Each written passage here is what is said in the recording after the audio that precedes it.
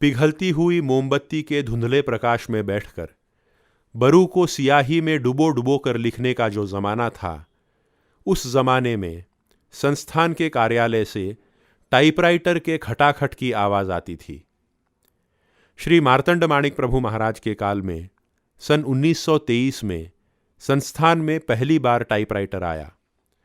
Shri Yashwantrao coracle इस typewriter को हैदराबाद से लेकर आए थे।